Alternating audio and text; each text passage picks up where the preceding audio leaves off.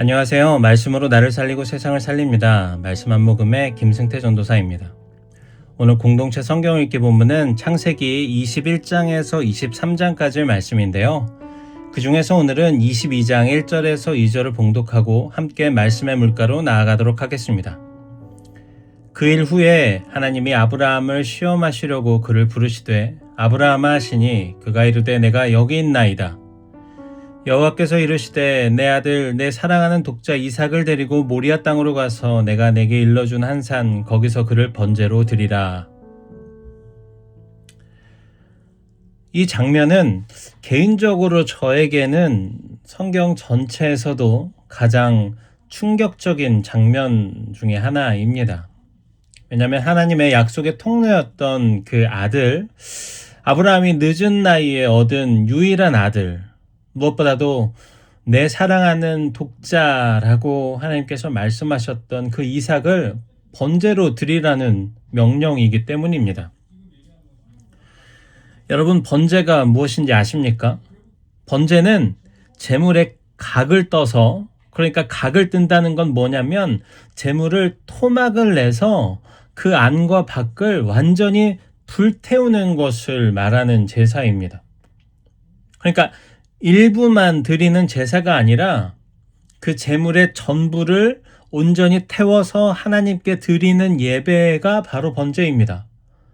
그런데 그런 번제를 하나님께서 아브라함에게 요구하십니다. 그것도 사랑하는 독자, 그 약속의 아들인 이삭을 번제로 바치라고 말씀하십니다.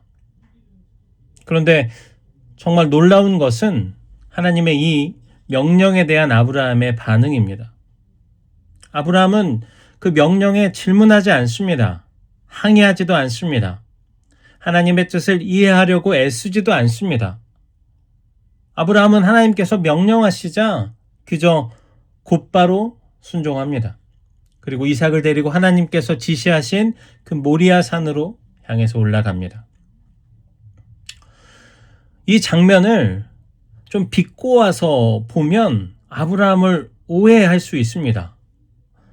자기 자신이 그 받을 복을 위해서라면 자기 자식도 서슴없이 제물로 바쳐버리는 그런 비정한 나쁜 아빠처럼 보일 수도 있습니다.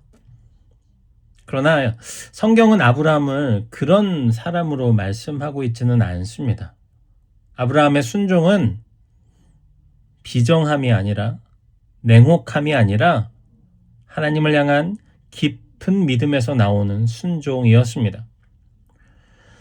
히브리서 11장은 이 사건에 대해서 이렇게 해석합니다. 히브리서 11장 17절부터 19절입니다.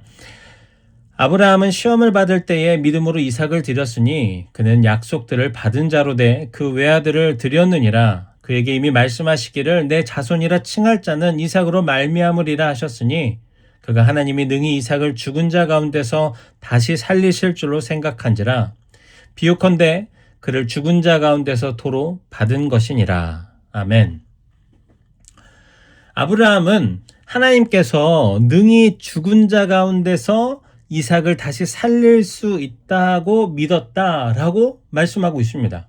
다시 말하면 아브라함은 이삭이 죽지 않을 것을 알고 있었다는 것입니다. 그렇다면 하나님은 왜 아브라함을 시험했을까요? 아브라함이 하나님을 너무 불신해서 설마 하나님께서 이 이삭을 죽게 하겠어? 라고 생각한 것이 아닙니다. 여러분, 오히려 정반대입니다. 아브라함은 하나님의 약속을 너무나 신뢰했기 때문에 하나님께서 자신의 약속을 스스로 깨트리시지 않을 뿐임을 확신했습니다. 하나님은 창세기 22장 18절에서 아브라함에게 이미 이렇게 말씀하셨습니다. 내 씨로 말미암아 천하 만민이 복을 얻을 것이다. 아멘. 그리고 그 약속은 이삭을 통해서 이루어질 약속이었습니다. 그렇기 때문에 아브라함은 확신을 했던 것입니다. 설령 자기 손으로 그 아들의 심장을 찔러 이삭이 죽는다 하더라도 하나님께서는 반드시 그 이삭을 다시 살리실 것이라고 말입니다. 그래서 창세기 22장 5절에서 보면 아브라함은 종들에게 이렇게 말할 수 있었던 것입니다. 이에 아브라함이 종들에게 이르되 너희는 나귀와 함께 여기서 기다리라. 내가 아이와 함께 저기에 가서 예배하고 우리가 너희에게로 돌아오리라. 아멘. 이 말 속에는 아브라함의 믿음의 깊이가 고스란히 담겨 있습니다. 내가 돌아오겠다라고 하지 않았습니다. 아브라함은 우리가 돌아오겠다라고 말을 했습니다. 아브라함은 이미 결과를 하나님께 맡긴 사람이었습니다. 그 순종의 자리에서도 또 아들을 잃을 뻔한 그 상실의 자리에서도 하나님의 약속은 무너지지 않을 것이라는 것을 끝까지 믿었던 것입니다. 하나님이 보시기에 이것은 참으로 선하고 아름다운 믿음이었습니다. 이 믿음으로 인해서 아브라함은 믿음의 조상이 되었습니다. 아브라함의 위대함은 아들을 내려놓는 데 있지 않고 하나님의 약속을 끝까지 붙든 데 있었습니다. 사랑하는 청년 여러분, 하나님께서는 때로 우리의 믿음의 상태를 드러내 보이실 때가 있습니다. 우리가 하나님을 얼마나 사랑하는지 확인하시기 위함이 아닙니다. 우리가 하나님을 얼마나 신뢰하고 있는지를 드러내시기 위함입니다. 하나님께서 우리의 이삭을 요구하실 때가 있습니다. 우리가 가장 의지했던 것, 가장 사랑하던 것, 가장 확실하다고 여겼던 것들을 내려놓으라고 하실 때가 있습니다. 그 순간 우리의 믿음은 시험대 위에 오르게 됩니다.